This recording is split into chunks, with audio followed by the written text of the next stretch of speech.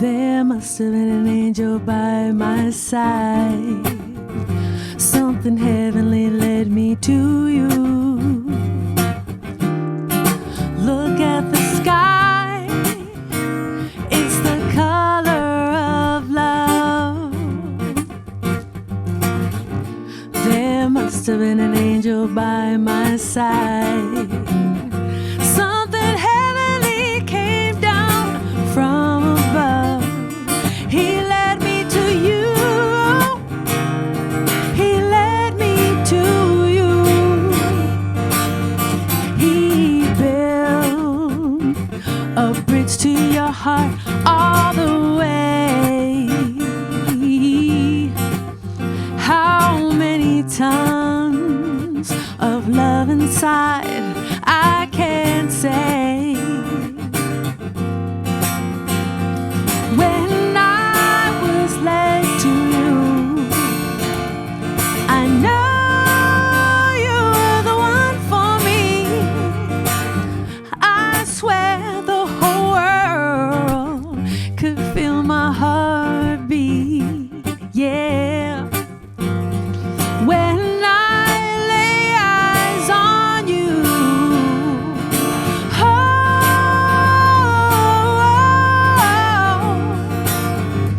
you wrap me up in the color of love. You gave me the kiss of life, kiss of life, yeah. Yeah, you gave me the kisses life, the kiss of life, oh, oh.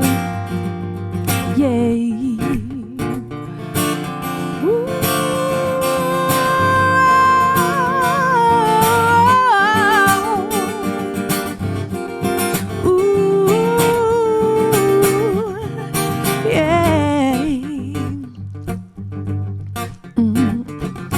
Wasn't it clear from the start?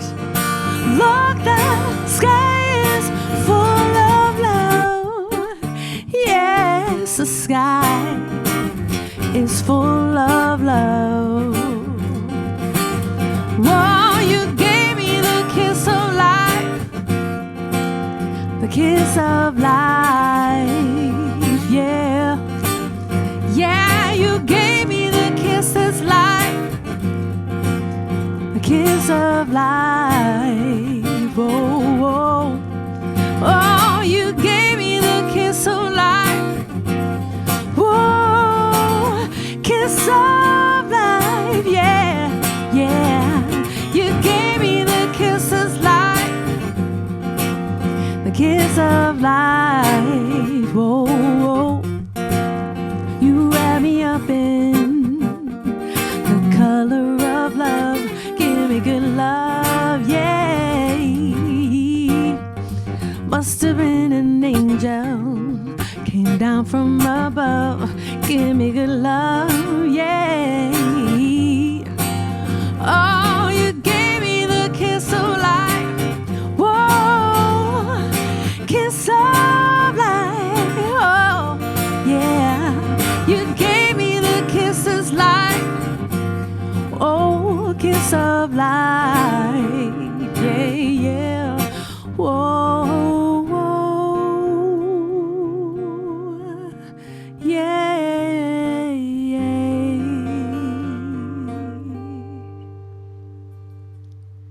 All right, thank you very much. That was a little Sade. And now we're going to do a great tune.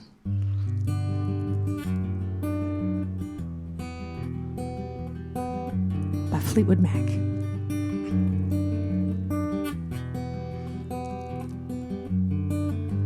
Took my love and I took it down. I climbed a mountain and I turned around. And I saw my reflection in the snow-covered hills till the landslide brought me down. Oh, sky. What is love? Can the child within my heart rise above? Can I sail through the changing ocean tides? Can I handle the seasons of my life? Oh, oh.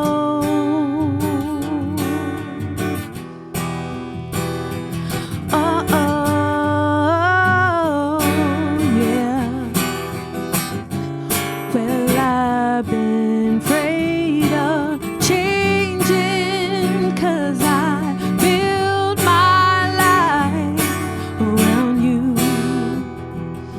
But time makes you bolder.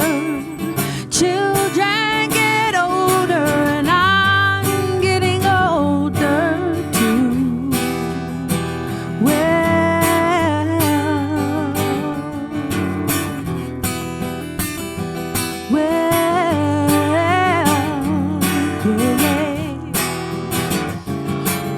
I've been afraid of changing, 'cause I build my life around you.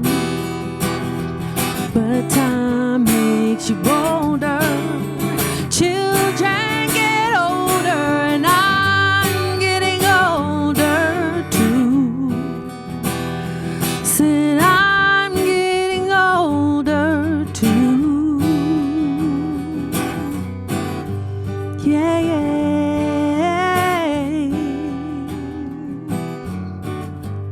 Ooh. Take my love and I take it down. Climb a mountain and you turn around.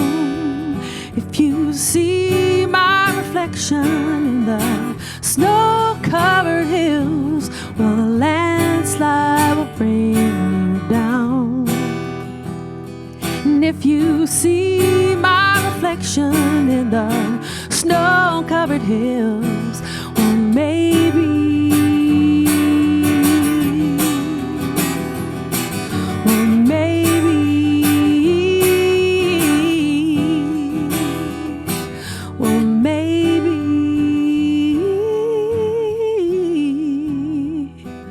the landslide will bring you down.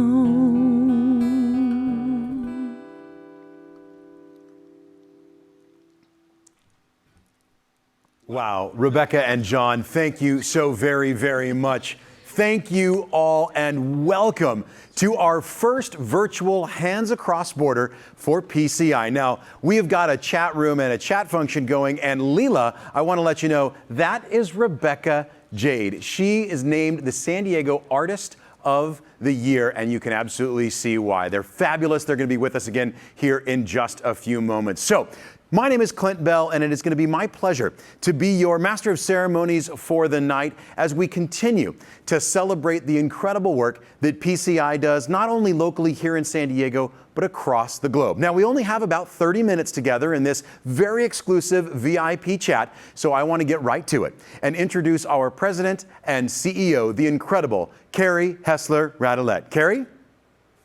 Thank you, Clint, and welcome everyone to our first ever virtual VIP reception. We are so happy you are here for this occasion, and thank you for your support of this event. I'm so excited to see all of you, my good friends from far and near, and especially those of you from California whom I have not seen since the beginning of COVID. We welcome you wherever you are from, whether this is your first time with us or whether you are a longtime supporter. We're here tonight to celebrate the work PCI does around the world and right here at home, driving innovation from the ground up to enhance health, end hunger, overcome hardship, and advance women and girls, resulting in meaningful and measurable change in people's lives. We could not do this work without you. With your support, our impact has grown tremendously over the last 60 years, and we are so proud of our history and legacy. It's our goal to build on that by continuing to expand the scale and impact of our work, and by partnering with communities here and abroad who in these deeply challenging times look to us more than ever. It is in times like these, as we face the most severe public health crisis of this generation, that we most need your partnership. COVID-19 has impacted us all deeply, and the poorest among us have been the hardest hit. And you have all helped us to be part of the solution. During the COVID-19 shutdown, communities all around the world are being sustained by vegetable gardens that your dollars have helped plant. Through our school feeding programs, we're providing food and resources so parents can better support their children as they learn from home. Because of the work we've been doing for years with Women Empowered Savings Group, more families have a financial cushion to help them weather this storm. PCI is supporting women in self-help groups in India as they stand together to prevent the domestic violence that is on the rise because of COVID-19. And with our support, these amazing, amazing Indian women are working to ensure their daughters complete school instead of being forced to marry as children. This is the impact of your support. This is what we're doing together. Now, earlier this year, PCI officially became a global communities partner, and we are honored to be in the process of merging with Global Communities, a deeply respected international development and humanitarian assistance organization with operations across the globe. My partner in this journey is Global Communities extraordinary CEO, David Weiss, and he is with us here tonight. David, thank you so much for joining us. Well, thank you, Carrie, and thank you for having me at this event. It's a great honor for me and privilege for me to be here with all of you. And thank you, Carrie, for your leadership at PCI and for your partnership and new leadership that you've brought to Global Communities. I'm certain that our unified organization will bring the best of both of our histories, our experience, our knowledge forward to expand the scale and impact of our proven programs all over the world. Some of you may know that our organizations already have a strong history of partnership together.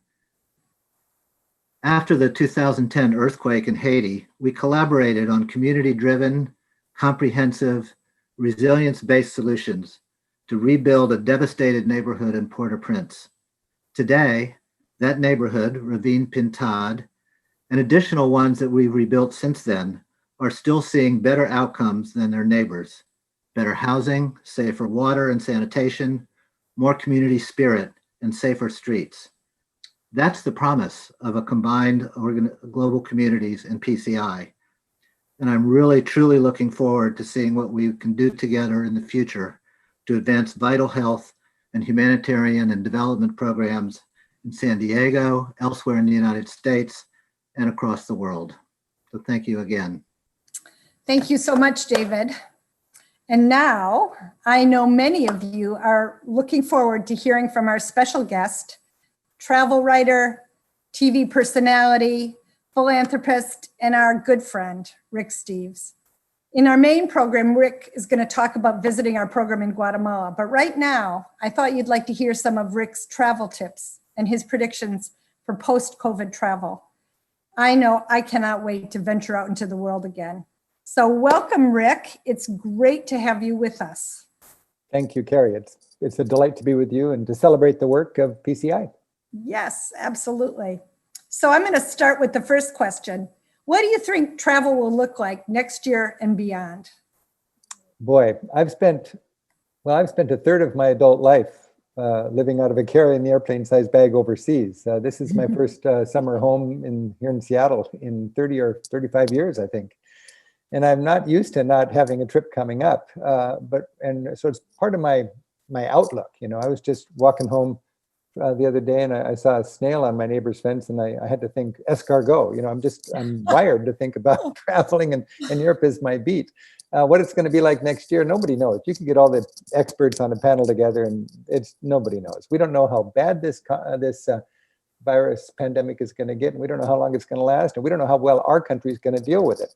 My biggest fear is other countries are going to go back to normalcy, but we won't have the leadership or the discipline or the patience to to get a grip on it here, and they'll be traveling and we won't be welcome. And frankly, I don't blame them not to welcome Americans into their country if they've done the hard work and we have not.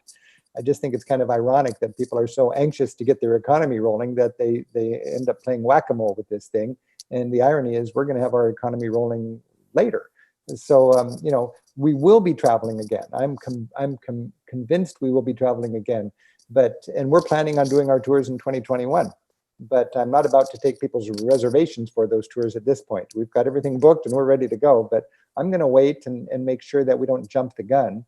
It's a complicated thing to be able to organize tourism in an international way. You've got to get all the air connections. You've got to get the reliability of hotels and restaurants and buses. You've got to be able to cross borders. You've got to be able to sell something where people know that they're going to be able to do it and not have to go into a quarantine or interrupt their trip.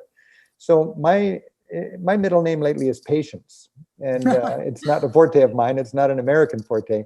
But I'm okay. I've lived 65 years without something like this. I think nobody gets to live an entire lifetime without some major disruption. And I'm looking at 2020 as the 1940 of our lifetimes. And it may take a couple of years, but I'm okay with that. My focus right now is, as you mentioned earlier, on people who are struggling. I have no sympathy for somebody whose vacation got scrubbed because of this pandemic. Most of the world would love that problem, to have a vacation, an international trip, a cruise or something canceled. This crisis is hitting us all, but it's hitting the poor people the hardest. A lot of people's norm is crisis, and now it's crisis upon crisis. So I'm really focusing on that. I'm focusing on that in our community. How can we hold our community together, and how can we recognize some of us are privileged and have it quite easy, and we can be sitting here and enjoying a nice glass of wine as we celebrate the work of a great organization like PCI, and other people out there in a very frightening reality. So I think it's great that we're getting together today and looking at something, frankly, more important than our next trip. Yeah.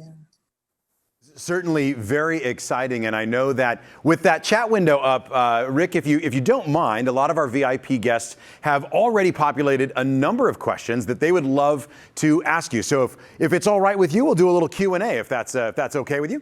Oh, please. And if you got a lot of questions, I'll try to be quick and we can do like a lightning round. So throw them at me and let's get going. All right, lightning round. No drinking that wine in between questions. Let's start off with this one.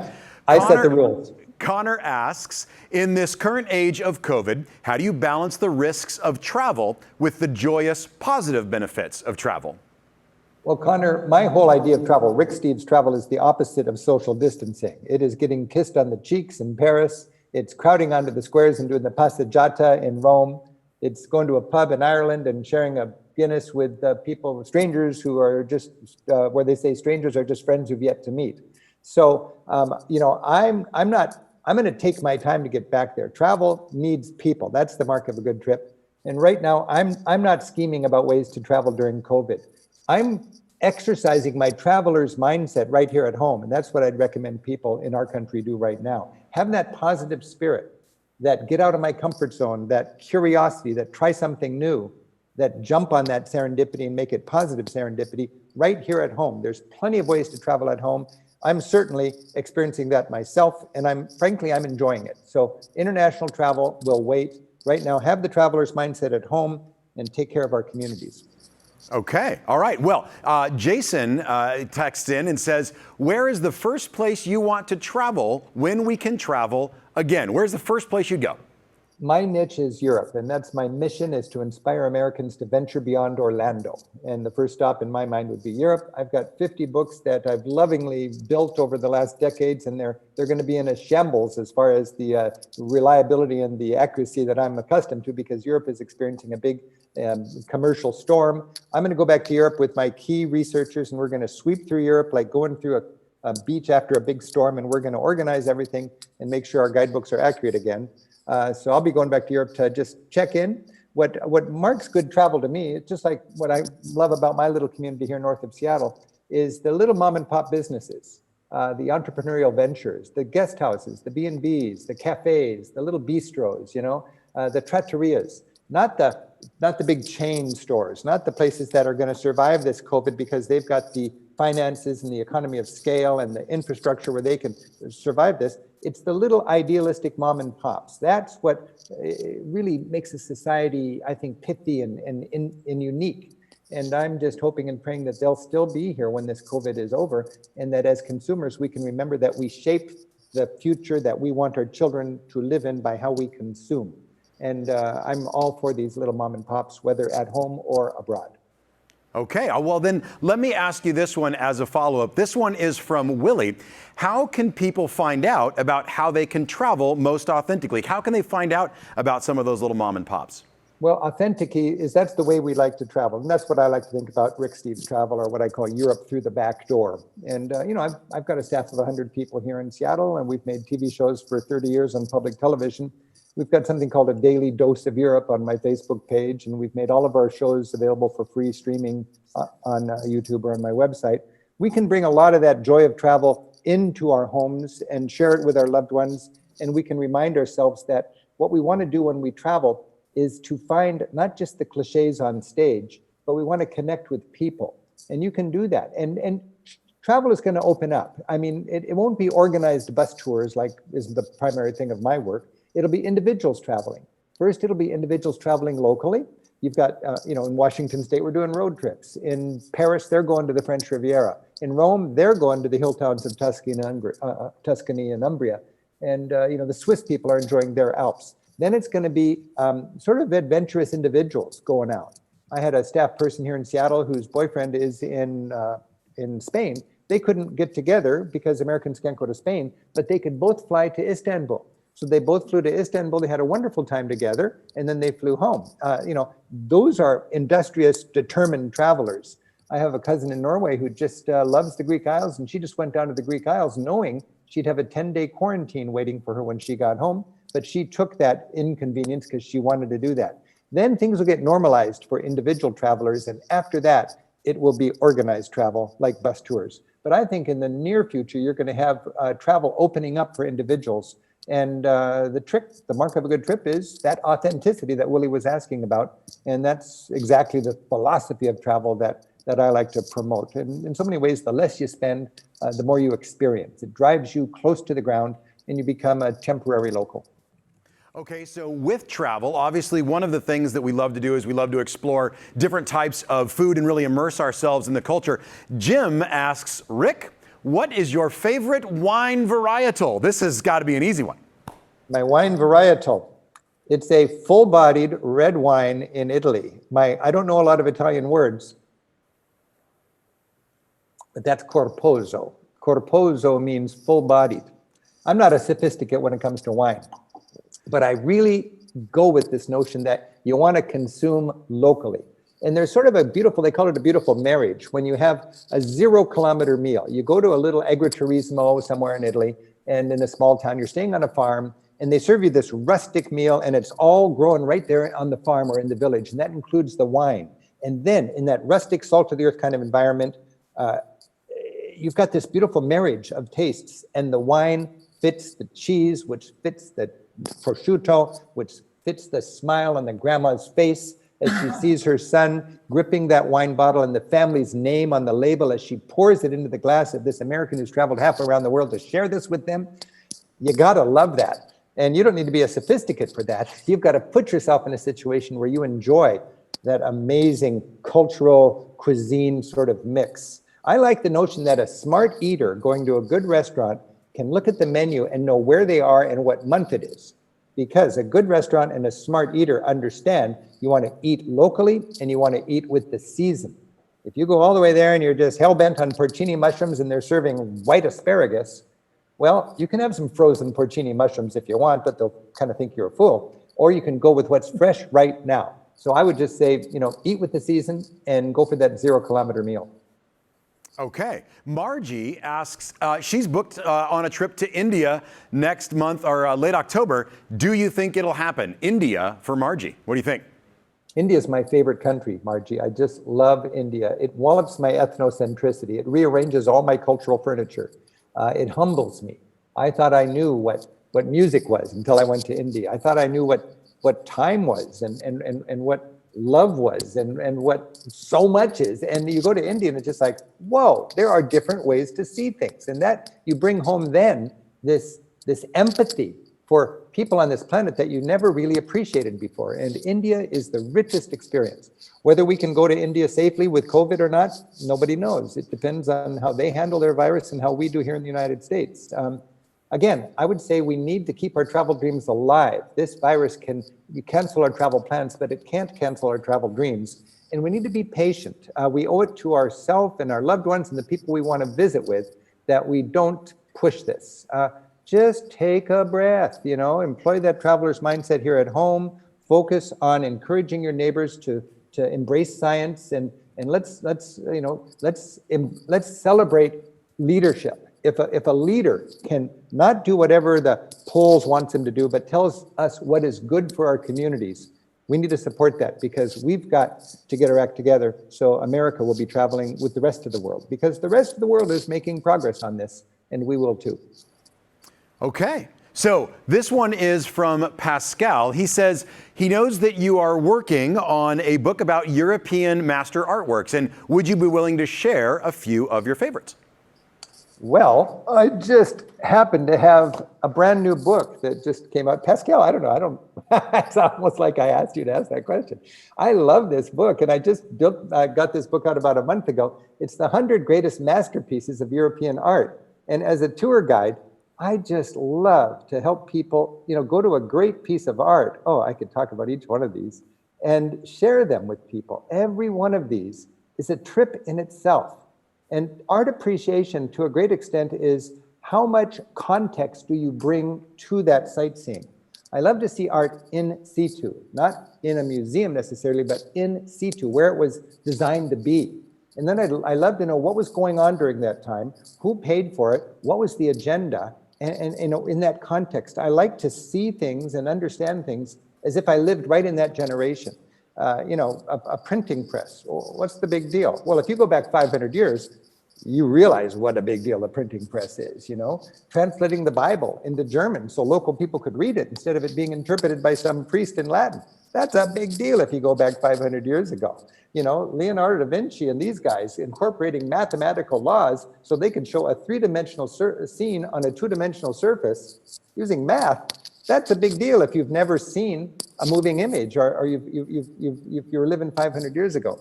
So that's the fun of art. And thank you, Pascal, for giving me an opportunity to talk about a book that I'm loving. I'm normally writing guidebooks, but nobody's buying a guidebook to Berlin right now. But these are books, I've written that book, and I also wrote a book just last year called For the Love of Europe, which is a collection of my 100 favorite moments in Europe. And it was almost like I knew there was a pandemic coming and people were going to be locked down, because these are fun books to read even if you're going nowhere at home. All right, so other than shameless self-promotion, I'm going to do a real quick one from Larry. How does one sign up for a Rick Steves trip? And then we're going to follow that from a question from Jessica that asked, do you have any plans to expand your podcasts, books, and other travel writings beyond the borders of Europe? Well, thank you for those questions. And of course, the focus today is empowering PCI with our financial support. Right now, my interest is in my business. I employ 100 people here in Seattle. And last year, we took 30,000 people on 1,000 different Rick Steves tours around Europe, and that's just my joy. 6 months ago, I had 100 tour guides in my living room right here, celebrating our work as guides, taking Americans around Europe. Of course, this year we had to cancel all of our tours, but we'll be doing it again. And anybody can just go to ricksteves.com and learn about any of that. They can watch all of my TV shows. They can listen to my 500 hours of my radio shows or whatever at ricksteves.com, or they can follow me every day on Facebook, where I post something called A Daily Dose of Europe. But Jessica's question was, what was Jessica's question? She is wondering if you will be taking your podcasts, your travel writings outside of the borders of Europe. Yeah, no, Europe is my thing. My whole mission is to inspire Americans to venture beyond, as I said, Orlando. And I think Europe is the first step for most Americans. As I said, my favorite country is India. I love traveling in Southeast Asia. I love traveling in Central America. I loved actually learning so much by working with PCI folks down in Guatemala. But as a teacher, it's a big market, for one thing. It's what I'm trained in, because I've got a degree in European history, and it's where my roots are. Where all my friends are. And I'm so thankful I found my niche, and I can help Americans learn from my experience rather than their own and travel better in Europe. So I'm determined to stay focused on Europe. Having said that, I love to talk about other places to travel on my radio show, where I'm not supposed to be the expert, but the conduit, just connecting my authors with my listeners. But in my work, it's Europe. And I've been going there ever since I was a kid for 3 or 4 months a year. And I'm amazed at how you can never exhaust Europe of what it has to offer. I was just hiking around Mount Blanc. There's one of the great long distance trails in Europe it's called the Tour de Mont Blanc. And Mont Blanc is the tallest mountain in Europe, 15,000 feet. And there's a 100-mile, 10-day trail around Mont Blanc. And what's cool about this, if you've hiked in the Cascades or whatever, you wouldn't really have this opportunity. But you've got delightful rustic mountain lodges, a day's hike apart, and you've got no menu, but each one serves an amazing meal. And you hike from one lodge to the next, and you got dinner waiting for you, and a shuttle van takes your bags ahead, so they're waiting for you. And then you're going through Italy and France and Switzerland as you spend 10 days hiking around this whole mountain with people from around the world as your partners that you see all day long. And all day long, you enjoy this mix of nature and culture as you frolic on these wonderful trails high above the valleys, going around Mont Blanc. Now, I'm just enthusing about that, in part because I thought I knew Europe, and I never realized that this was an option until the year 2019. I mean, that is encouraging. The point is, you could spend the rest of your days focusing on wherever you like to travel and never run out of things to enjoy. And that is a real beautiful thing. That's a blessing and something that I'm just really thankful for. Awesome. Carrie, any final notes, thoughts? Well, I guess really just to say thank you, Rick. That was absolutely fantastic. I would say you most definitely found your niche. I also want to say that I loved your message to patronize mom and pop shops here while we wait until we can travel again. My own family owns a small furniture store in northern Michigan. So I love mom and pop shows and shops. If we could wake up after we get out of this pandemic, and we will, Carrie, get out of this pandemic, and we'll go back to some kind of normalcy. There's no doubt about that. And I don't want to wake up and find all of the cute little mom and pops gone because they couldn't pay their rent. And then all we're going to have is the giant corporations and people who make money by owning stock in those corporations. And there's just more to life than that. And I just hope our society has the thoughtfulness to embrace that idea and live out those values in the same way that so many people care about, love their neighbor, and they realize that, suffering and need, it has nothing to do with proximity. If it's across the street or across the ocean, it's just as real because, we're all children of God and we all care. Amen to that. And I'm excited about keeping our travelers' dreams alive. I've decided my newest dream is to frolic around Mont Blanc. You've convinced me. Hey, I'll see you there, okay?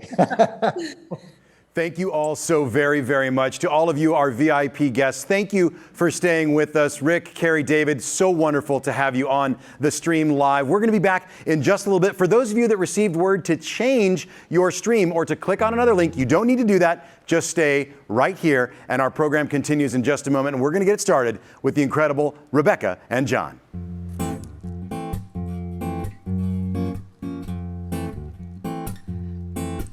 We were so inspired by all these travel talk. Thank you for this, Rick. So we're going to take you to Portugal for just a moment. The classic tune. Olha que coisa mais linda, mais cheia de graça. E ela é menina que vem e que passa num doce balanço, caminho do mar. Moça do copo dourado, da São Ipanema, o seu balançado é mais que poema, e coisa mais lindo que eu já vi passar. Porque estão tão sozinhos? Porque tudo é tão triste?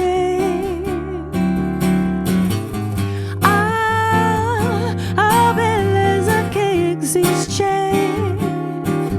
a beleza que não é só minha, que tão bem passar sozinha. Se ela soubesse que quando ela passa,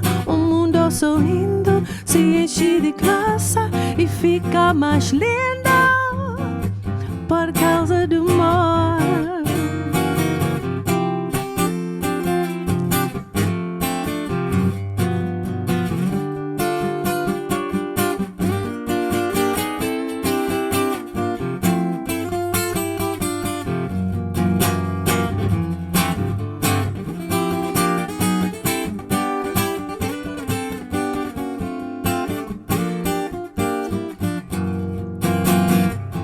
John on the guitar. Ah, porque estão tão sozinho? Ah, porque tudo é tão triste? Ah, a beleza que existe, a beleza que não é só minha, que também passar sozinha. Ah, se ela soubesse que quando ele passa, o mundo sorrindo te enche de graça e fica mais lindo por causa do amor, por causa do amor, por causa do amor.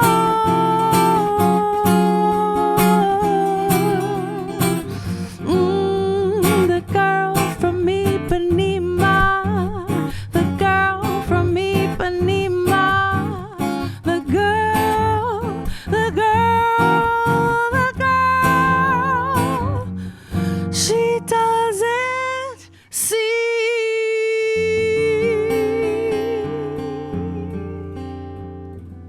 Obrigada. Thank you so much. All right, I'm going to switch it up and do a little jazz, because we love jazz. Peel me a grape, crush me some ice, skin me a peach, save the fuzz for my pillow, start me a smoke, talk to me nice. You got to wine me and dine me, don't try to fool me, bejewel me, either amuse me or lose me. I'm getting hungry, peel me a grape, pop me a cork, French me a fry, crack me a nut, bring a bowl full of bonbons, chill me some wine, keep standing by, just entertain me, champagne me, show me you love me, kid love me, best way to cheer me is cashmere me, baby, I'm getting hungry, oh, peel me a grape, peel me a grape, oh, here's how to be an agreeable chap, love me and leave me in luxury's lap, hop when I holler, skip when I snap, when I say do it, jump to it, send out for scotch, call me a cab, cut me a rose, make my tea with the petals, just hang around, pick up my tab, never outthink me, just make me, polar bear hug me, don't you dare bug me, new Thunderbird me, yes you heard me baby, I'm getting hungry, peel me a grape, peel me a grape, so peel me a grape, yeah, yeah, yeah, yeah, whoa, whoa, whoa, whoa, peel me a grape.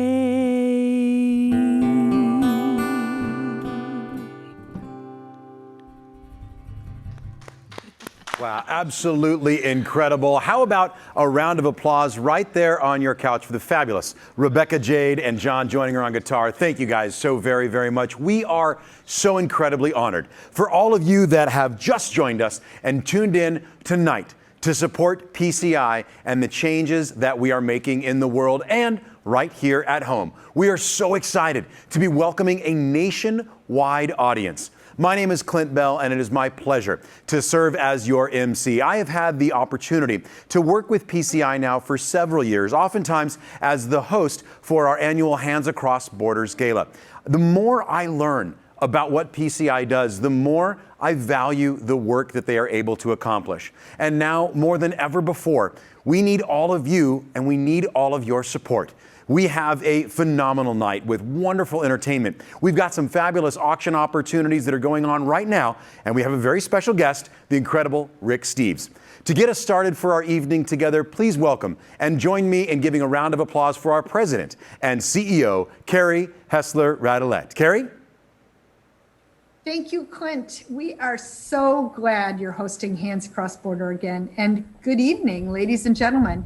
It is my pleasure to welcome you to PCI's very first virtual Hands Across Borders event. Thank you so much for joining us tonight. We know your time is valuable, and in these troubling times, it gives us so much hope that people like you are committed to PCI, a global communities partner, and the work we do to empower vulnerable communities here and across the globe. As many of you know, PCI works in more than a dozen countries, including right here in the United States, to empower people to enhance health, end hunger, overcome hardship, and advance women and girls.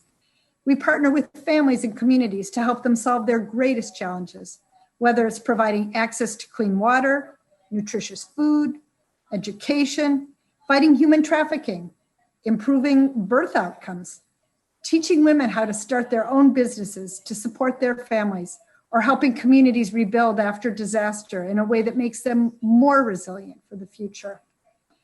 We have pivoted all our programs to respond to the COVID-19 pandemic. In San Diego, PCI's Healthy Start program went virtual to ensure that African American and Black immigrant families continue to receive critical prenatal care. Many of those families were among the hardest hit by the shutdown, and with your generosity, PCI worked tirelessly to deliver emergency groceries and baby supplies to help feed and care for their children. Since San Diego public schools are closed, PCI has been implementing our human trafficking prevention program virtually. Children are spending more time online now, more than ever, and they face increased risks of exploitation. Students are being introduced to PCI's Project Roots, and our San Diego Trafficking Prevention Collective went through small virtual group sessions, and PCI created a COVID-19 survival kit for parents and educators. And based on all of our public health work in the community, PCI was recently selected to work with the San Diego County to conduct contact tracing to slow the spread of the virus.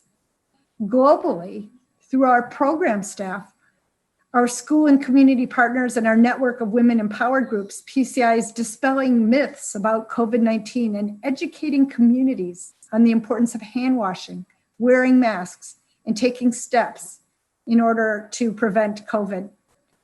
Our Casa Materna program in Guatemala launched a telemedicine program to help moms and families access care. Staff at our shelter home in India are ensuring that the boys we care for are able to thrive in online school, which is such a huge transition for them. And in some of our most vulnerable communities, where PCI school feeding programs globally provide meals to hundreds of thousands of kids every single day, we've had to shift to providing take-home and delivery meals to families that face immediate food insecurity. These are just some examples of how we are pivoting in the face of COVID-19. Thanks to your generosity, our hardworking staff and volunteers are improving the lives of those most underserved. Thank you so much for supporting us and for joining us to celebrate this work. This year has marked a special milestone at PCI. On the eve of our 60th anniversary, we've joined another first-in-class international development and humanitarian assistance organization, Global Communities, to expand and deepen our impact here in the United States and around the globe. Thank you also to our new Global Communities family members who have joined us tonight. We are so excited for what the future holds. And thank you to our tireless, and I do mean tireless, Hands Across Borders Committee, and all the individual and corporate sponsors who are supporting this event tonight. We could not do this without you. We hope that many of you will join this illustrious group by donating to the event tonight. Clint? Well, thank you so very much, Carrie. An honor to have you with us this evening. And I have to say, all of the programs that Carrie mentioned, all of the work that PCI is doing, and now all the work we're going to be able to do by being a part of those global communities partners, we are so excited that all of you have chosen to join us. We're going to take a little bit of time this evening to highlight some of the opportunities where you can have an impact, where you can be a change maker and help to support PCI and all of their programs. Without all of you, we would not have the success that we have enjoyed. Many of you have been a part of the gala for years. You've always looked forward to getting together in a ballroom, dressing up, and enjoying an incredible auction with international items and curated arts, great food, wine, packages, and of course, incredible travel. If you'd like to participate in that auction, go right now to pciglobal.org/hands2020 and get yourself registered. Now, here is my professional tip as a professional auctioneer. Be sure that you set your maximum bid. It's very simple. When you find an item that you love, place a bid and then set that maximum bid. You can sit back, relax, and enjoy the program and enjoy the evening, and that device is going to bid for you on your behalf. That device I'm talking about, of course, is your cell phone or iPad, anything that's hooked up to the internet. If you need any help whatsoever, please be sure to go to the numbers on the screen. We've got a volunteer standing by, 858-232-7787, and she's all set and ready to go for you. Now, for those of you that are interested in our travel opportunities, we want you to know that we're going to keep that available to you until January of 2022. Like Rick Steves always says, sometimes the best things are some of the most hidden, and those travel opportunities, those travel experiences will allow you to see the world through new and fresh eyes. And if you purchase any in the auction, we're going to make sure that you're available to do so until 2022. Our silent auction closes Sunday at 8 p.m. So if you're watching this now, you've still got some time. Be sure to put those maximum bid in and get ready. If you don't see anything that you like in that silent auction, take an opportunity to simply make a donation or match a gift. You can do so through the electronic bidding device by simply sending in that donation, or if you'd like, we still are welcome to have checks and those types of things delivered as well. We'll be more than happy to do so in any way possible. At this time, though, I would like to be sure to throw it back to Carrie and let her tell you a little bit more about some of the great work we're doing right here in San Diego. Carrie? Open your eyes. Can you see it? It's in the smile of a child no one thought would reach her first birthday, taking root in the soil of once infertile ground, laid into the foundation of homes built to withstand disaster, and written across the faces of women leading change for the first time. Potential exists wherever you look, in families and communities close to home and around the world. But turning this potential into real and lasting progress requires action on all our parts. Since 1961, Project Concern International has worked hand in hand with communities to enhance health, end hunger, overcome hardship, and advance women and girls. From the hills of Latin America to the streets of India, across the savannas of Africa, and in neighborhoods throughout the United States. We know and have seen what is possible when people are able to move past survival and into vibrant futures of their own design. Families are empowered to break the cycle of poverty. Children get the healthiest start to life. More girls attend school, communities become safer, economies grow, and potential is realized. All of us benefit when we embrace our common humanity and let dignity be our guide. We see it every day. Will you join us?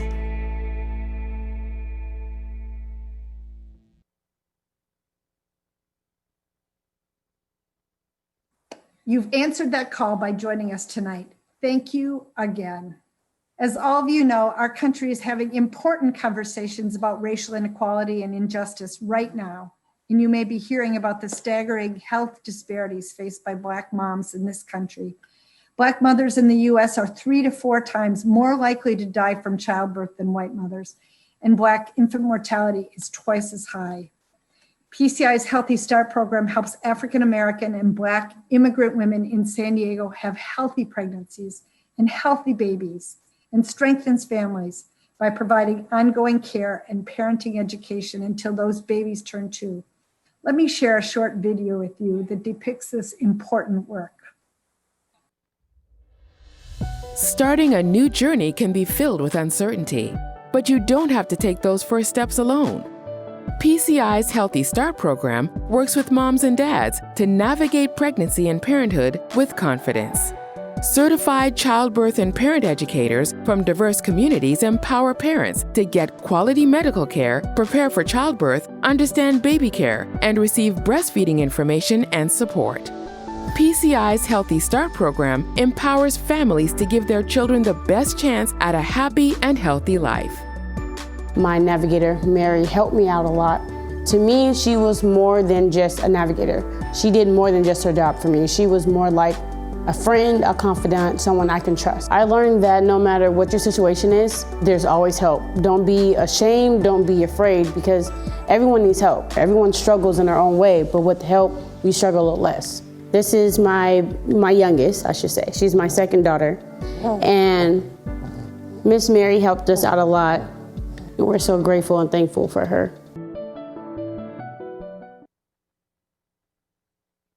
Our Healthy Start program is so important. The CDC estimates that 60% of maternal deaths in the United States are preventable, 60%. And we know that diverse care and the use of midwives results in fewer complications and healthier babies. So PCI's team of childbirth educators and patient navigators also partner with community midwives to improve birth outcomes and to strengthen health systems for the long term. I'm thrilled to introduce you to 2 of those amazing midwives, Nikki Helms and Darnay Blount. Women of color, Black mothers in particular, are finding themselves in a situation where they are 3 to 4 times more likely to experience some sort of catastrophic negative event. They could lose their lives, they could lose their babies. They oftentimes will have premature babies or low birth weight babies, and it only seems to happen at this rate to Black women. And Black women were requesting the care of licensed midwives and were the most requesting it, but the least likely to actually have a midwife due to access or systems not having them be a part of their care. And so PCI wanted to be the trailblazers here and let's have midwives take care of our participants and be involved in this care. And we feel like that is making the biggest difference in our outcomes. And for us, our outcomes and bottom lines come down to decreasing infant mortality rates and decreasing maternal mortality and morbidity rates.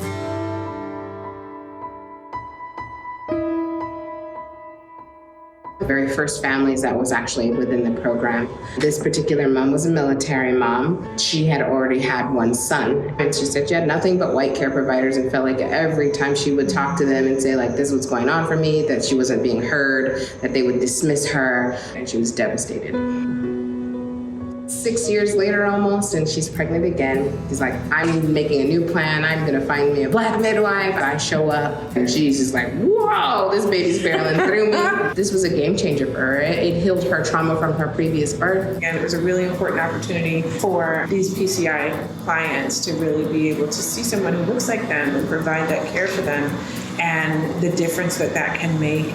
And it's important to me to continue training other Black midwives so that we can continue to have more Black midwives taking care of more Black families, and that they have other people that look like them. And so there's a cultural competency to their care. They feel like they can say whatever they need to say, and that they feel like their provider is understanding where they're coming from. That is a big part of it. Huge.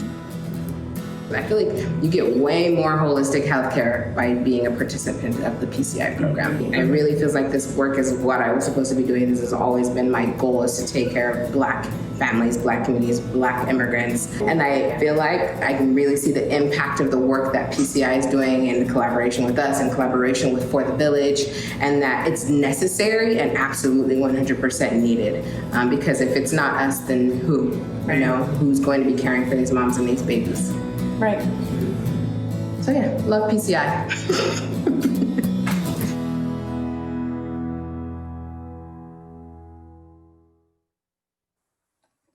Darnay said it best. If not us, then who?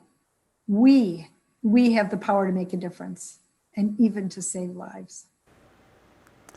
Well, that is incredibly important work. And the really amazing bit is that you all have an opportunity to impact it. We're going to be sharing with you some of the incredible programs, some of the incredible ways that PCI is helping not only locally, but throughout the world. And if you feel moved, if you would like to consider a donation, we want to be sure that you understand where your donation dollars can go. Certainly, it's very difficult to quantify the kind of an impact that you can have on an individual's life. But here's where we've got a little opportunity to put some dollars behind it.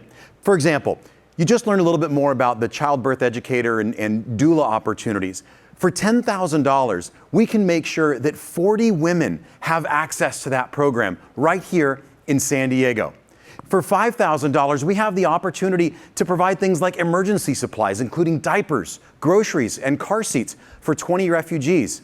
And right now, more than ever, in these COVID times, Carrie mentioned earlier that those that are struggling with food insecurity can't just go down the street to Costco. Even $100 can help a family right here in San Diego that are struggling due to the impacts of COVID. For those of you that have been in the San Diego area, or for those of you that are brand new, you know that San Diego is one of the epicenters of human trafficking throughout the entire United States. We believe strongly that prevention starts with education. We take a look at some of the most high-risk youth and find out how we can help them through mentorships, through educational programs. And for a gift of $20,000, for example, we can help 50 high-risk youth be sure that they are staying out of the clutches of predators. This is the kind of impact that all of you have. This is the kind of thing that PCI does on a daily basis, but we can't do it without all of you, our changemakers. So, I'd like to say hello one more time. Carrie? Thank you so much, Clint. People like Nikki and Darnay and all of our special childbirth educators are the heart of our work. That's true in the United States and in our programs around the world. And it's driven by our donor and volunteer community here at home.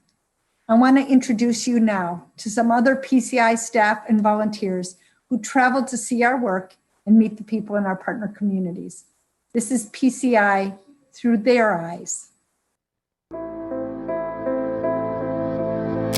1964 was my first experience with Project Concern. This is the most wonderful thing to help others in life because we are so fortunate to live how we live. I thought it was really cool to get a look at life on the opposite side of the planet and see what's different and what's similar. PCI for me was my first real exposure as a young person in civic engagement, getting involved in the community, and being able to realize that I can make a difference. PCI is in a very unique situation. They work very, very closely with people in the communities to understand what their issues are, what their problems are, what their concerns are, and how they can help. It's also how they can make that program sustainable so that it continues. PCI has been empowering the most vulnerable communities and really concentrating on women with their child and maternal health programs, with their women empowerment programs.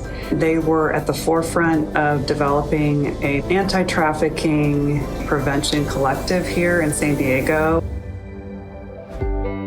What drew me to PCI was really the people. It's like a family, and they really care so deeply about everything they do. Everyone that I've met there is just so committed to the cause. And they put a lot of thought into all of the programs, not just handing out food or money or machines to help these people, but they really help them to become self-sufficient. There's just so many programs that we have seen. The WE program, the inoculation program with these babies, and just simple things that Project Concern does to teach the people to help themselves. And then they're so inspired, and then they pass it down to their children.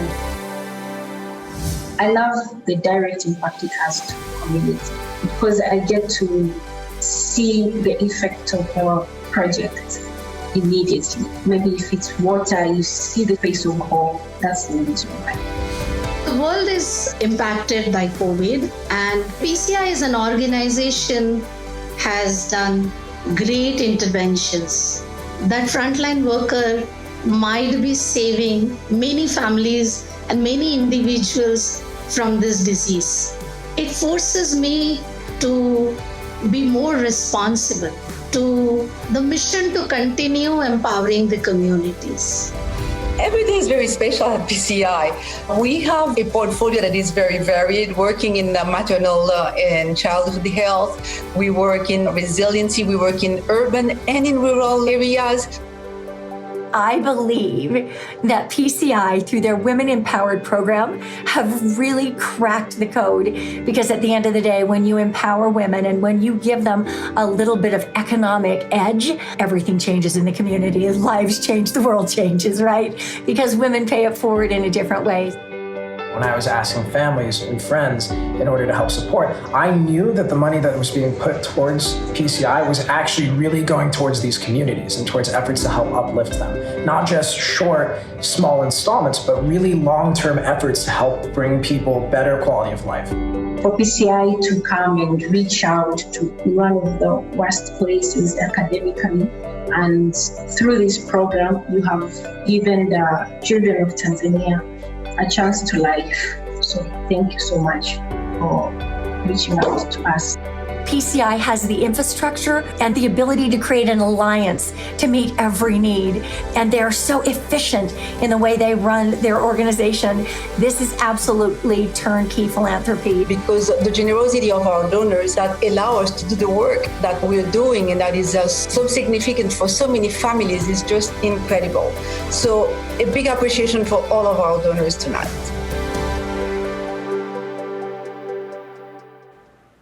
It's certainly amazing to see the incredible impact that PCI has worldwide, not only on the clients that rely on us, but also the impact that it has on our donors and our volunteers, opportunities to change their mind and encourage them to become more involved.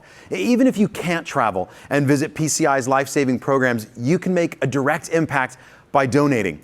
Now, I wanted to share some more areas where your dollars make a huge impact. In fact, one of the things that we've done so recently is the highlands in Guatemala. We are reducing maternal and infant mortality by providing pre- and postnatal care to women at risk of dying or losing their babies.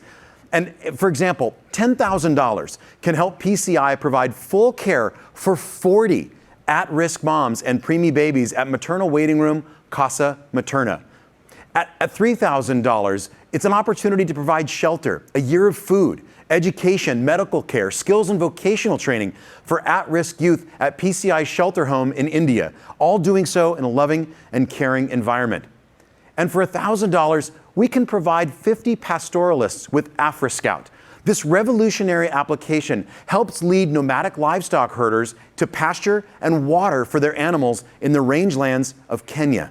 These are incredible impacts that we have an opportunity to make the world over. So, if you would like, now's a great opportunity to simply press that donate button and help us to continue to support these incredible programs. And don't forget, if you'd like to curate some of those fabulous art or some of that great prize opportunity in our auction, this is a chance to do so. Set that maximum bid, let the device do what it will, all the way up until that moment where you get that text that says you're outbid, and then go just a little bit higher, give just a little bit more. We have an opportunity to be change makers in our world, not only around the globe, but right here locally in San Diego. It's so wonderful to be able to take travelers, and I certainly know that Carrie is passionate about it as well. Carrie, would you tell us a little bit more about it? Thanks, Clint. Spending time with our program participants around the world is one of the most important parts of my job, and also one of the most fun parts of my job. The more I travel, the more I'm struck by the boundless energy and commitment of the people I meet to lift each other up and to enrich each other's lives. No one knows that better than my friend Rick Streves, famed travel writer, TV personality, and philanthropist. In case you do not know Rick, he is the authority on European travel. Sure, travel is full of towering monuments and grand experiences, but it's more than the blockbuster sights that make it into the grand tour. So often, it's the little serendipities and impromptu encounters that stay with you and enrich your life. Allow yourself to be spontaneous. Be open to new experiences. Travel is about breaking out of your routines, being spontaneous, and living life with abandon.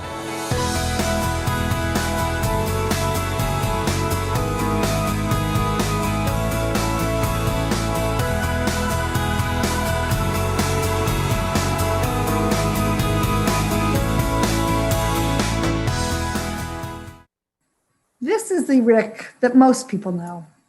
But there is another side to Rick you should know about. He is a champion for smart development and for organizations and people who are making a difference in the world. Last year, Rick visited our program in Guatemala to film his documentary, Hunger and Hope. And he is here with us tonight to share some of his impressions with us.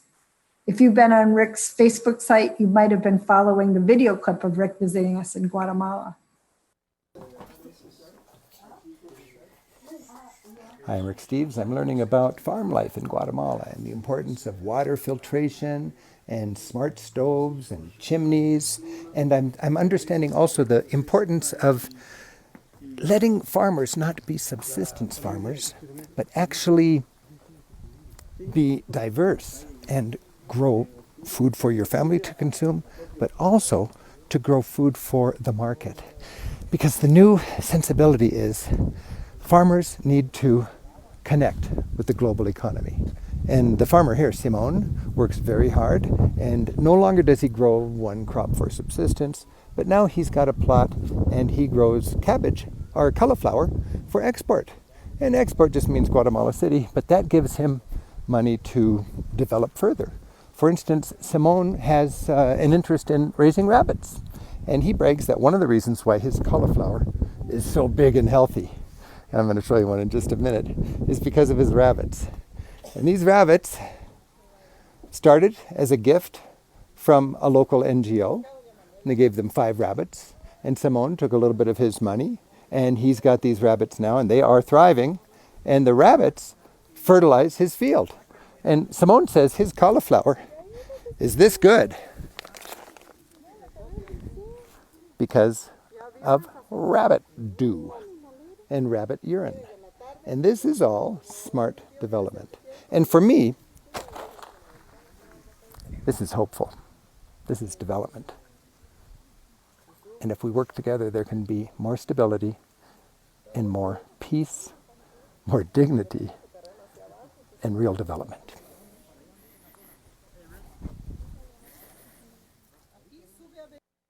Rick, I'm just so happy to have you here and thrilled for your support of our work. But it's interesting, you're a travel guru, you're known for your travel throughout Europe. What inspired you to create your documentary, Hunger and Hope, about food insecurity and poverty in the developing world?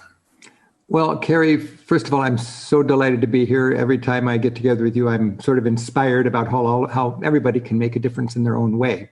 And you certainly make a difference with your staff and all the people that empower PCI through their support. I hope they recognize that, this is not a charity, it's a service. We care, and we want to empower people who are, skilled and able to get stuff done. And that's why I jumped at the opportunity to help out today. I happen to be a travel writer, and I get to travel. And as a travel writer and a tour guide, I like to challenge Americans to get out of their comfort zone and learn about the rest of the world. And I've got this wonderful platform with public television. And I've long been interested in structural poverty. Why are there hungry people when there's so much money? Can't we figure this out? Yeah. And I know from my travels, and as you and your staff have traveled, we have an advantage because we've seen it. And we know these are real people. And we know there's nothing, proximity and suffering have nothing to do with each other. Suffering across the street is no more real than suffering across the sea. And our challenge is to recognize that we're all children of God, and we can make a difference. And those of us who are privileged, I think it's just a matter of good stewardship of how richly blessed we are to do something with that. So I get to go to places like Guatemala and Ethiopia and meet with the people and see the work that's being done and come back home and share it with people. And my concern lately is that when it comes to fighting hunger and fighting extreme poverty, that man, it's just so important for Americans to recognize that supporting NGOs makes a difference. And a lot of Americans tend to be cynical about aid and development because of old-fashioned aid that may have been well-meaning, but it caused poor and struggling people to be dependent. Well, maybe that's the case a long time ago, but today's aid is smart, and it creates independence, not dependence. And I wanted to dedicate a 1-hour show on public television to learning about what is modern aid and sort of inspiring people to see who's in the trenches from our community, helping people south of the border in their struggles. And it's just a perfect opportunity for a traveler and public television and so on to get together. So I wanted to humanize extreme poverty, 10% of our planet trying to live on $2 a day. There's always going to be poor people. Half of the planet is $5 a day, and that's kind of life as far as I'm concerned. But there's no need for extreme poverty and hunger. That's the $2 a day people, 700,000 people. So I wanted to humanize that. I wanted to show our viewers here in the United States, the people who are watching right now, that aid is a practical investment. And I wanted to impress upon people that you can do it because you love your neighbor, or you can do it because you want to make the world a safer and more stable place. Either way, it's okay. Just get involved and make a difference. So we made this 1-hour show, Hunger and Hope, Lessons Learned in Ethiopia and Guatemala. It was one of the greatest challenges for me in my creative work as a traveler and a teacher. And it's so great to be able to bring that home and then share what we learned and try to inspire Americans to think bigger about fighting hunger and fighting extreme poverty. So in the documentary, you visited Ethiopia and Guatemala. I'm just curious as to why you chose those countries, and what did you learn about organizations like PCI while you were there? Well, I wanted to make a 1-hour show about why there is hunger and why aid is a good investment. What's the structural basis of hunger? Why, again, when there's so much money and affluence and resources on this planet, do we have this problem? And I wanted to, and that's kind of wonky, and I didn't want people's eyes to glaze over, so I wanted to make it good TV. And I thought it'd be kind of fun to bounce back and forth between two hemispheres, Africa and Central America. I wanted to, part of it was, where do I have contacts? I mean, you guys, PCI, are really good in Guatemala, so I had good friends there because you and I have worked together in the past, and I thought, great, I can highlight some of the work that PCI is doing.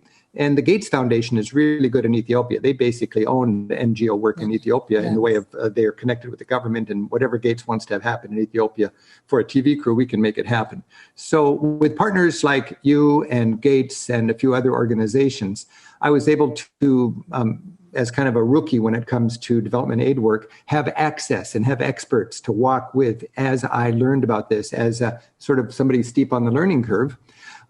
Ethiopia is just a very telegenic country. The people are just beautiful. The landscape is beautiful. The story is amazing. It's the only country in Africa that really hasn't had a long colonial experience. And Ethiopia is a success story as far as steady, gradual improvement of their economic situation because of good governance. And I think good governance is a big deal.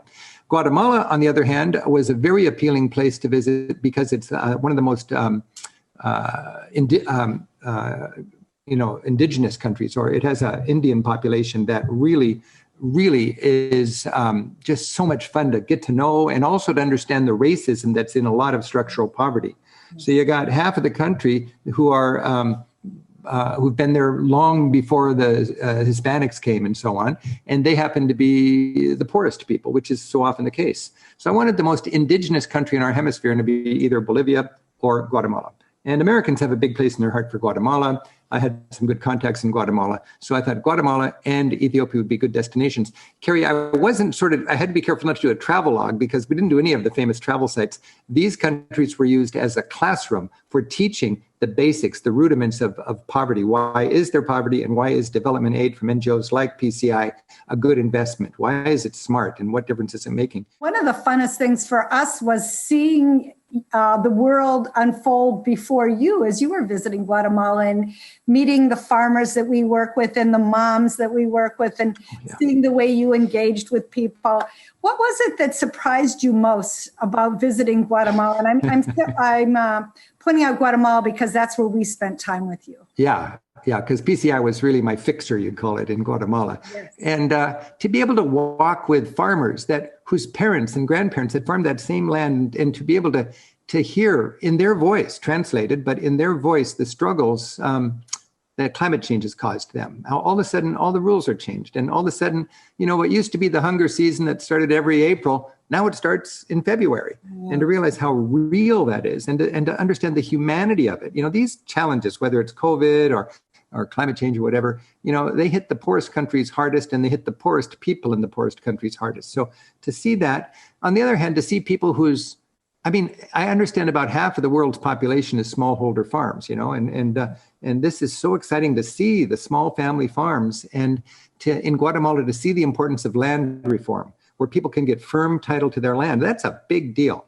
If you think about the struggles going out throughout history and throughout the developing world today, so much of it is about land. It's about, it's about getting a roof over your head. It's about having some dirt to grow your rice and beans for your kids. And to understand that and appreciate that's a big deal.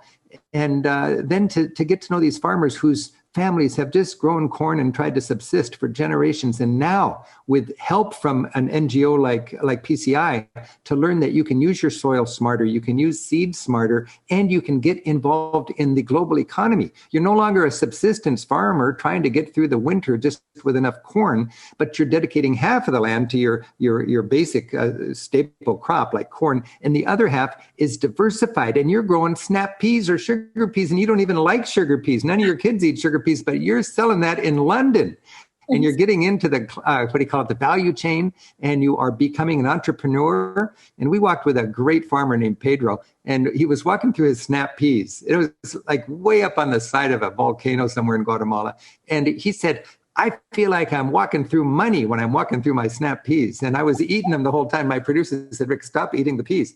And I just thought, here's a perfect example. If every skeptic about the value of loving people in the developing world could walk with me with Pedro and see this entrepreneur that, because of an NGO like PCI, got firm control of his land.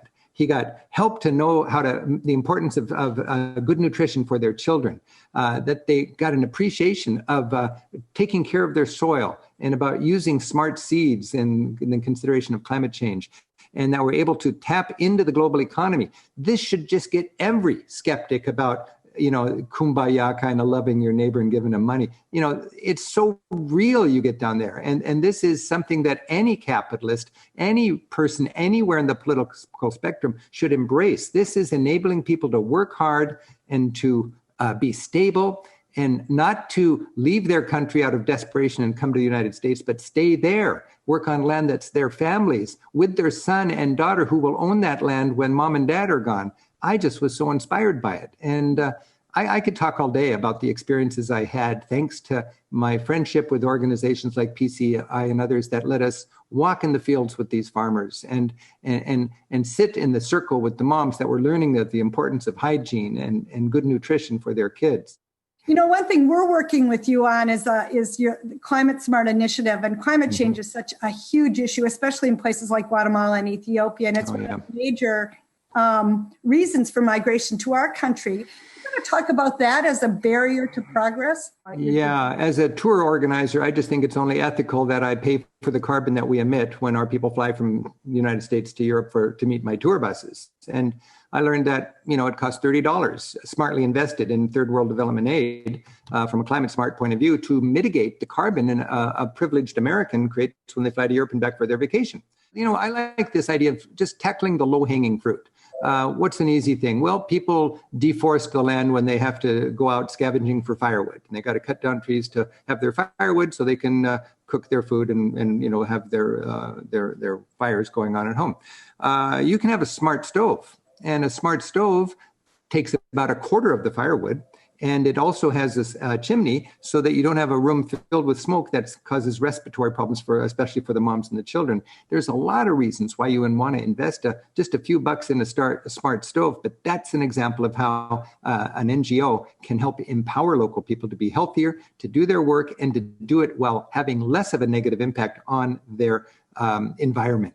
If everybody just had to desperately cut down trees for firewood, they'd have to walk farther and farther every day. And every time as the rains come in more torrential downpours instead of gentle sprinkles, it would wash away more of the topsoil, which is the worst thing to lose in these areas. And with the work of PCI, we're saving the topsoil, we're saving the forests, and we're helping people have environments that are not so smoky and bad for their health, and they're better for the environment. It's a win-win-win kind of thing. And all it takes is a little smarts from organizations like yours with a little support from people like me and everybody who's watching right now. And we make that happen. Is that a charity? No, that's a service. It's something I want to get done, and I don't know how to do it, but you know how to do it. So what I'm going to do to get what I want to get done is empower you to do your work. And then I'm on the team. All I got to do is support you financially so that you can do that good work, and we're all in this together. Rick, you know, one of the most important issues in our world today is COVID-19, and you've talked about it a little bit, but I just really love your reflection on how COVID-19 is affecting these communities and their progress towards ending poverty.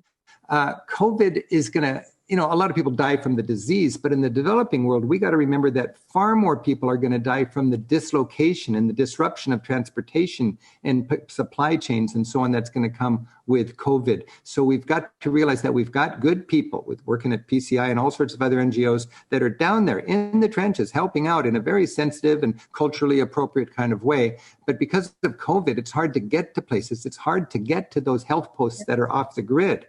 And these health posts are vital. So there's going to be a secondary impact of COVID that's going to be more deadly than the disease itself.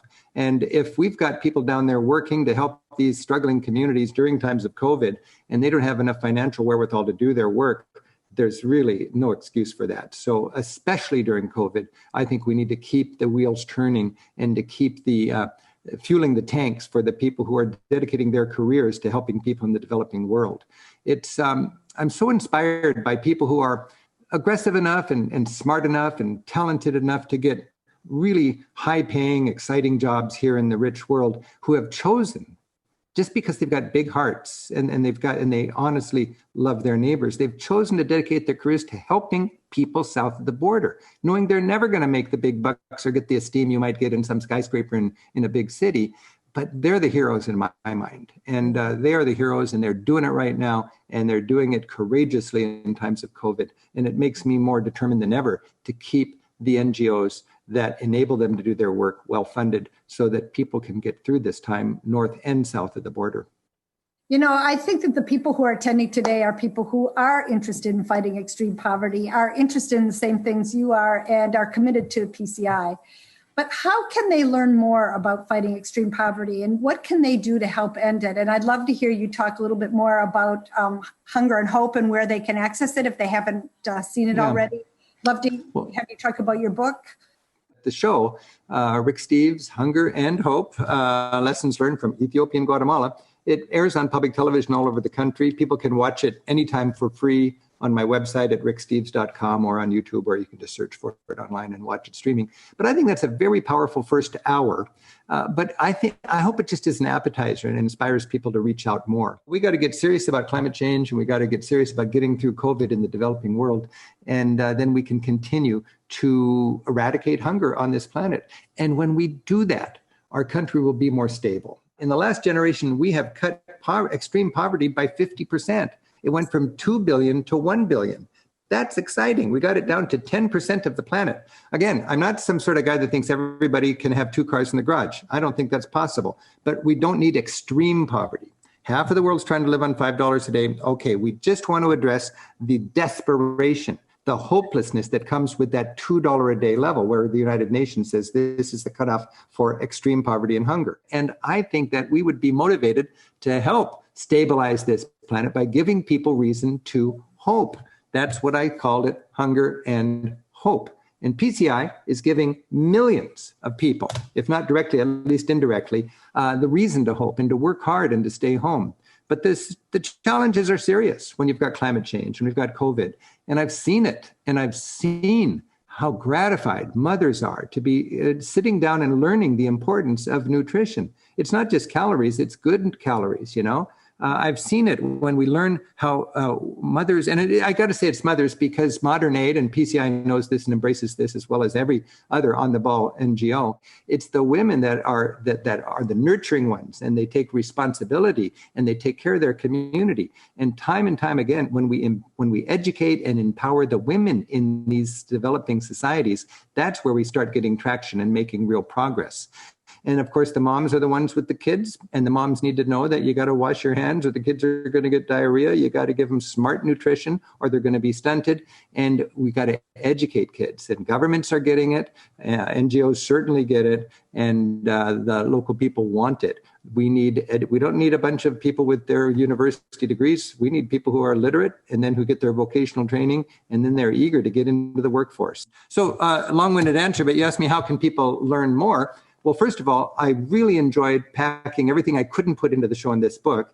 And today, anybody who's going to donate $100 or more to Empower PCI will get a copy of this book. And this is triple the content of the show. And it's also a lot of beautiful photographs from my time in Ethiopia and in Guatemala, and a little behind the scenes look at how we made the show. Rick, this has been such a privilege, such a pleasure. Your joy is apparent, your passion for this work, and we're just so very grateful to you. So thank you so much for being with us. It's my pleasure to be part of your team, Carrie, and on behalf of everybody that cares about development aid, smart development aid, I just want to congratulate your entire staff at PCI for the work you do. I've seen you in the field, and I'm just so inspired by it. So I'm happy to be part of this event. Well, thank you so much. Carrie and Rick, thank you so very much. Rick, just absolutely incredible to just hear your passion for travel and opening up the eyes of everyone who gets the opportunity and going outside of our comfort zone to embrace what we don't know and what we don't understand. But more importantly, I love that concept that it's all about learning. It's all about teaching. It's all about educating, new technologies, new ways, new things that these folks can try to empower and embetter their lives. And certainly PCI is doing that on a daily basis. In fact, we do so not only here in San Diego, but around the globe. And one of the ways that we can be impactful as donors and we can support PCI with our dollars is by donating. And if you haven't had a chance, text HANDS 2020 to 44321 right now. HANDS 2020 to 44321. Jump online and make a donation. Ways that your dollars can help, for example, $5,000 can help with that Women Empowered program that you heard Rick talk about there just a little bit ago. We are teaching women how to save, how to earn, and how to provide for themselves. More importantly, when we do that, we engage their children and help end the cycle of violence and oppression, both in families and communities. It all starts there in the home. More importantly, we really love education, and $100 could do things like help equip a classroom learning center with books, art, educational games, and school supplies ready for when kids are able to go back to school. These are just mere examples of the impact that PCI has around the world and right here at home in San Diego. So many of you have already been incredibly generous, and we thank you so very much for that support. If you are brand new to PCI, if you are brand new to the Global Communities Partnership, we want you to know that we continue to find ways to make each and every donation, each and every dollar stretch to its maximum extent to do the most good locally and abroad. Thank you all for your continued support. If you're watching at home and if you've enjoyed a little bit of auction activity, don't forget that silent auction is going to close September 20th at 8 p.m. So you have time. Set your maximum bid. Find the item that you fall in love with, set that maximum bid, and then enjoy the rest of your day. It is going to be an absolutely wonderful time and a wonderful opportunity for you to take home some great prizes. And don't forget, that travel available to you until January of 2022. If you don't find anything in the silent auction, consider making a donation. Simply press that donate button and give directly to one of these incredible programs to help support PCI in all of their missions. This has been a fabulous evening, and I am so honored and grateful to have been a part of it. Thank you for joining us on this Wednesday night. My name is Clint Bell, and I am so excited to hand it back over to my good friend Carrie to close us out for the evening. Thank you, Clint. Thank you, Rick Steves. Thank you, Nikki Helms and Darnay Blount, and all of our special guests. And thanks to all of you who joined us today from across the country and around the world. We so appreciate your interest and support. I know we've already raised lots of money, and the website will stay live for a few more days. Thank you so much for considering investing your precious philanthropic dollars with us. We are so grateful for the trust you place in us and work every single day to make sure your investment matters for children and families all around the world. And now to close out the evening, we will once again hear from the talented Rebecca Jade.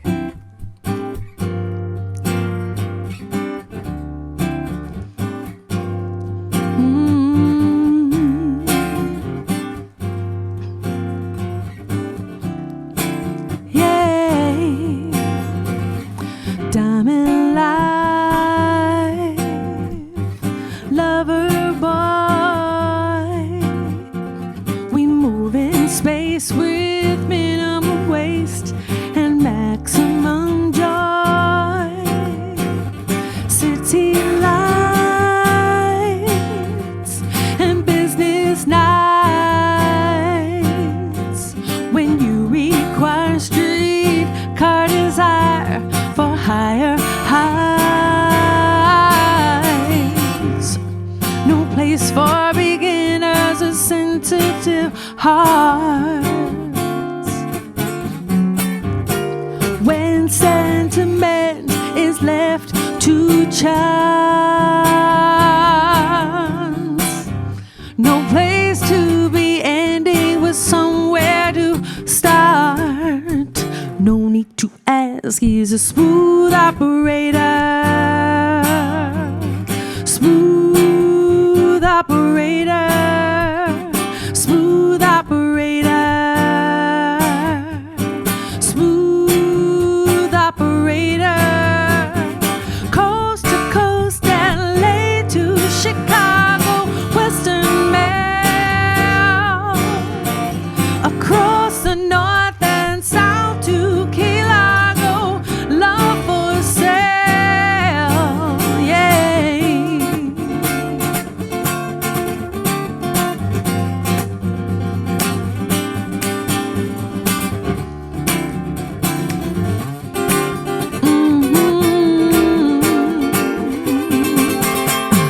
Face to face, each classic case. We shadow box and double cross, yet neither chase. A license to love, insurance to hold. Melt all your memories and change into gold. His eyes are like angels, but his heart is cold. No need to ask, he's a smooth operator. Smooth operator. Smooth operator. Smooth operator. Coast to coast, LA to Chicago, Western Mail. Across the north and south to Key Largo, love for sale. He's a smooth operator. Smooth operator. Smooth operator. He's a smooth operator. He's a smooth operator. Smooth operator. Smooth operator. Smooth operator.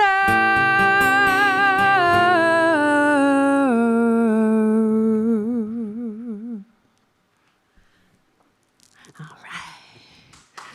Well, thank you very much. Thank you, thank you.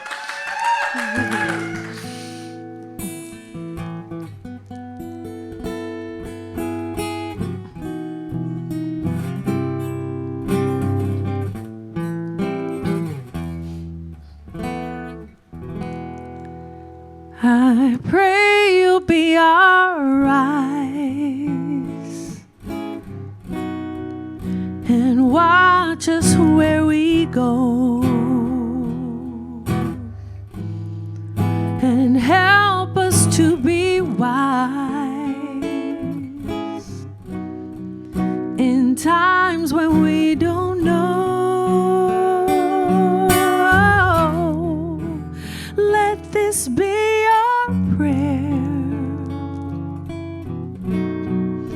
when we lose our way.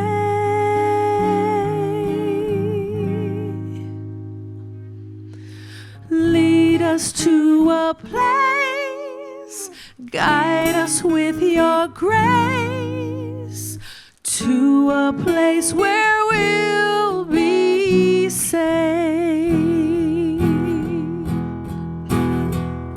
I pray we'll find your light and hold it in our hearts.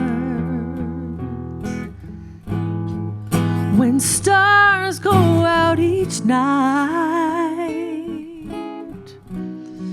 remind us where you are. Let this be our prayer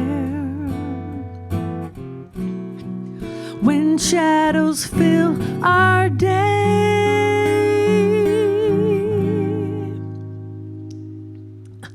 Lead us to a place, guide us with your grace, give us faith so we'll be saved.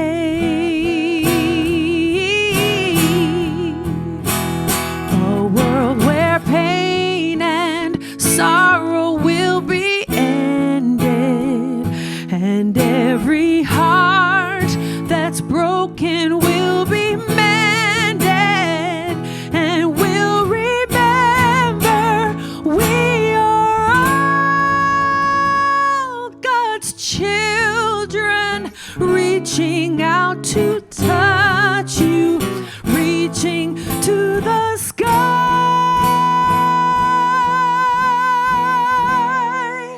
We ask that life be kind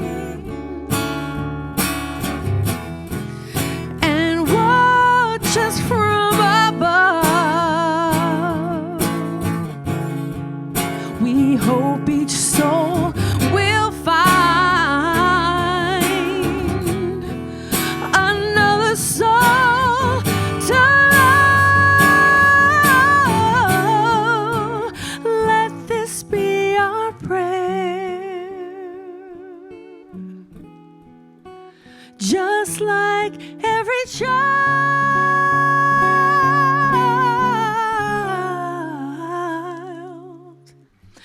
needs to find a place.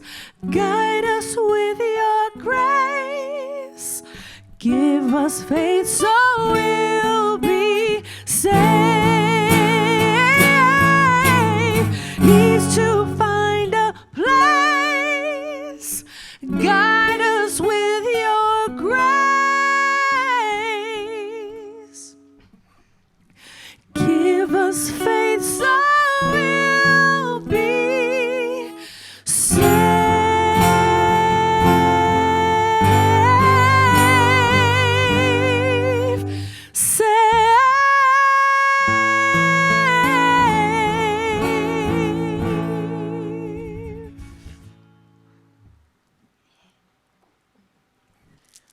All right, thank you so much.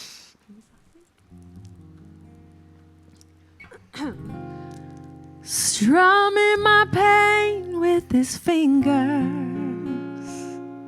singing my life with his words, killing me softly with his song, killing me softly with his song, telling my whole life with his words, killing me softly with his song.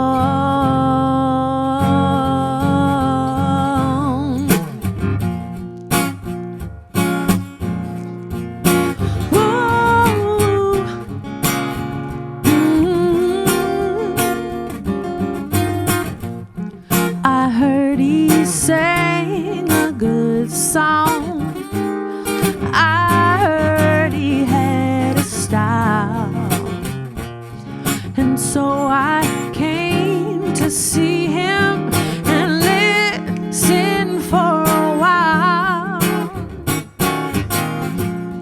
And there he was, this young boy, a stranger to my eyes, strumming my pain with his finger one time, singing my life with his words two times, killing me softly with his song, killing me softly with his song, telling my whole life with his words, killing me softly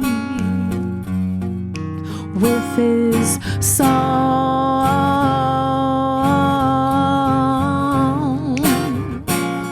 I felt all flushed with fever, embarrassed by the crowd.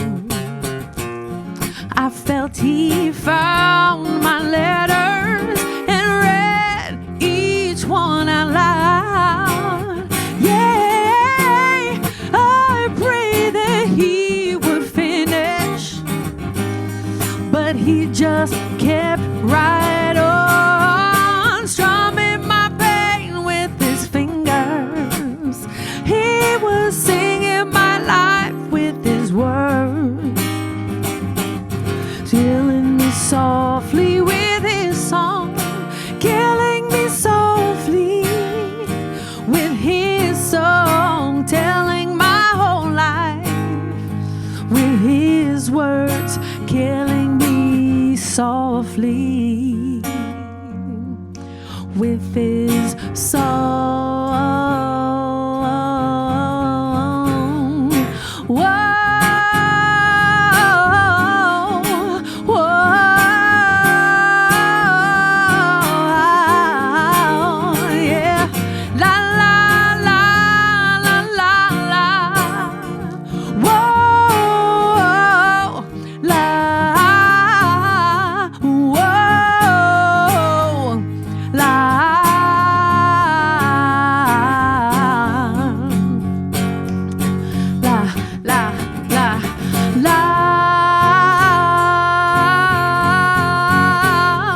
Strumming my pain. Yes, he was singing my life with his words, killing me softly with his song, killing me softly with his song, telling my whole life with his words, killing me softly with his song.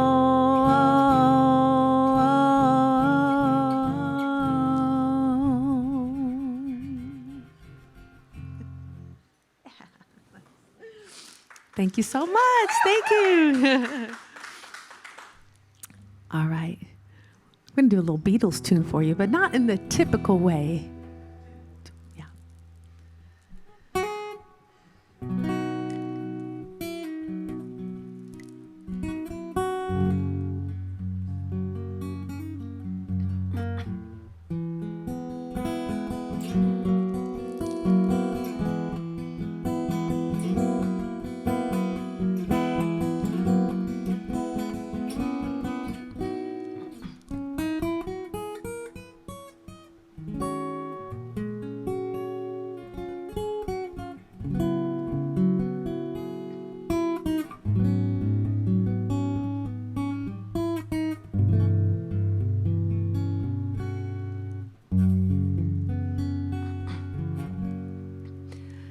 Yes, I'll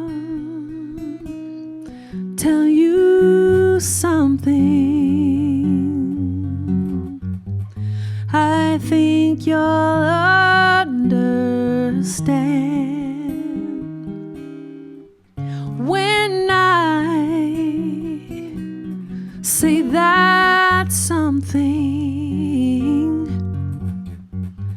I want to hold your hand. I want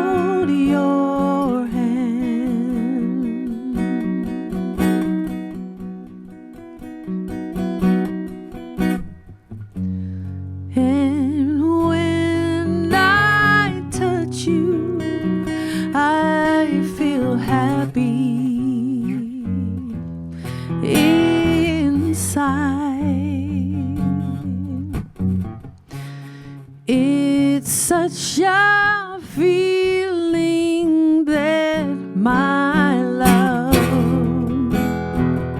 I can't hide. I can't hide. I can't hide.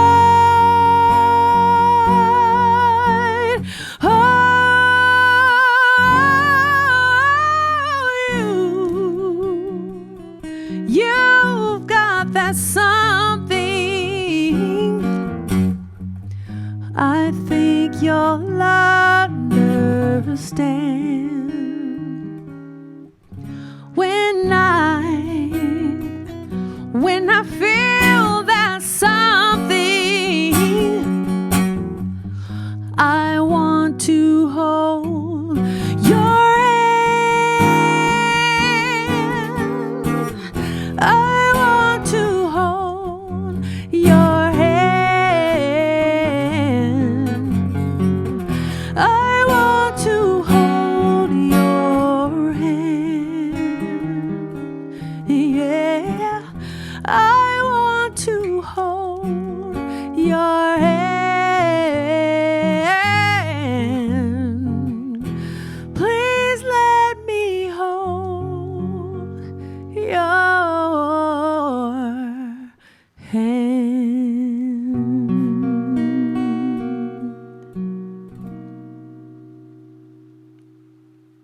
Little Beatles, thank you so much.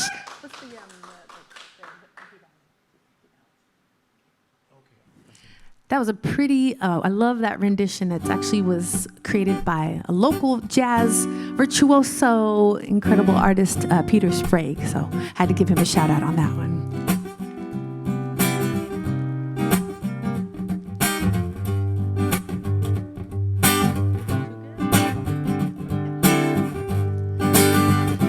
You're just too good to be true. Can't take my eyes off of you. You be like heaven to touch. I wanna hold you so much. At long last, love has arrived, and I thank God I'm alive. You're just too good to be true. Can't take my eyes off of you. Pardon the way that I stare. There's nothing else to compare. The sight of you leaves me weak. There are no words left to speak. And if you feel like I feel, please let me know that it's real. You're just too good to be true. Can't take my eyes off of you. I love you, baby. Said if it's quite alright, I need you, baby, to warm my lonely nights. I love you, baby. Trust in me when I say okay. Oh, pretty baby, don't let me down, I pray. Oh, pretty baby, now that I found you, stay and let me love you. Oh, baby, let me love you. Oh, baby. Come on, John.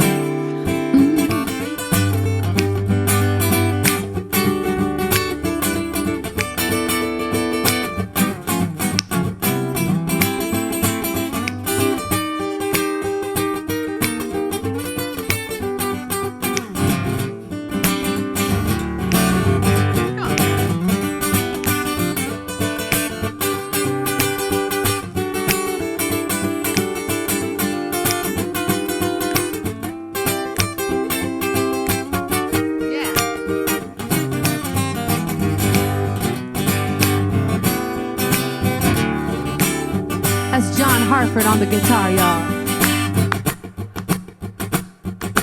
I love you, baby.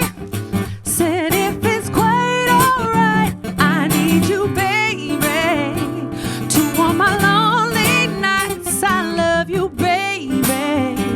Trust in me when I say okay. Oh, pretty baby, don't let me down, I pray.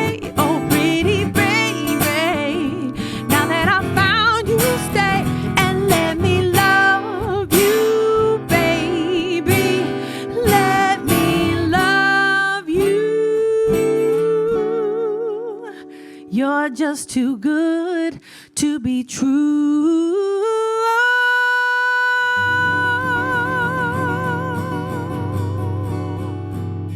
One more.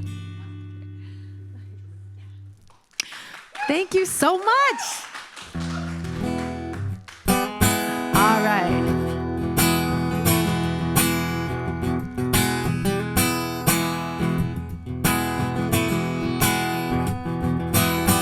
Billy Ray was a preacher's son, and when his daddy was busy, he'd come along. When they gathered around and started talking, that's when Billy would take me walking. Out through the backyard we go walking. Then he looked into my eyes. Lord knows to my surprise, the only one who could ever reach me was the son of a preacher man. The only boy who could ever teach me was the son of a preacher man. Yes, he was. He was. Ooh, yes, he was. Being good isn't always easy, no matter how hard I try. When he starts with talking to me, he come and tell me everything is alright. He kiss and tell me everything is alright. Can I get away again tonight? The only one who could ever reach me was the son of a preacher man.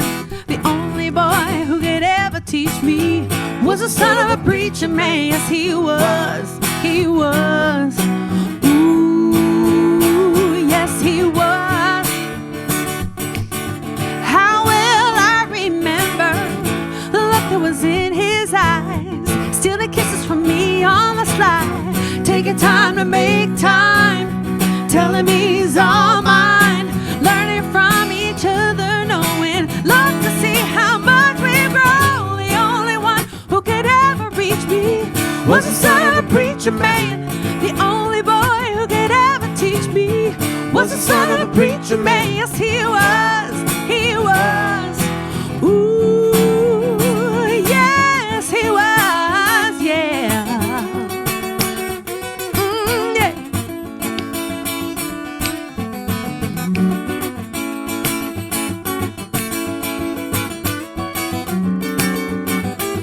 Come on, yeah.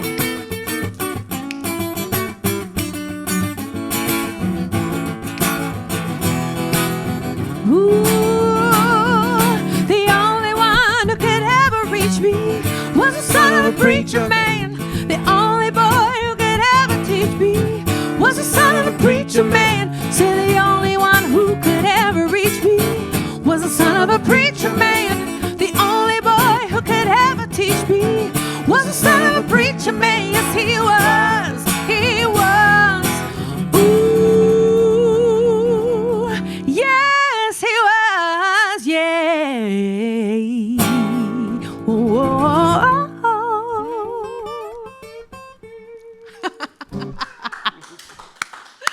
Thank you so much. Nice.